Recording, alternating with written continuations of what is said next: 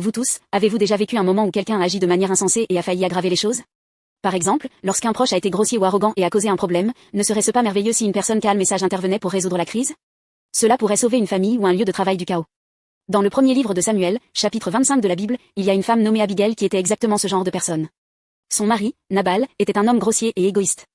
Il a insulté David, et David, furieux, était prêt à éliminer Nabal et tous ses hommes. La situation était sur le point de devenir vraiment grave.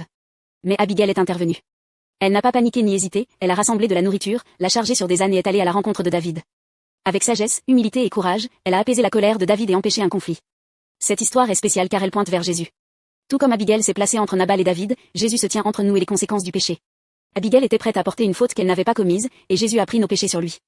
Abigail a apporté la paix au milieu du conflit, et Jésus a apporté la paix entre Dieu et nous. Mais Abigail ne s'est pas arrêtée là. Elle est allée plus loin et a rappelé à David, Dieu a un plan plus grand pour vous, l'aidant à se souvenir de qui il était. Parfois, quand nous sommes en colère ou blessés, nous oublions qui nous sommes.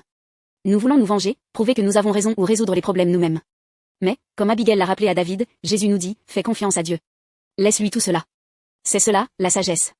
Dans l'épître de Jacques 3h17 de la Bible, il est dit que la sagesse de Dieu est pure, pacifique, douce et pleine de miséricorde.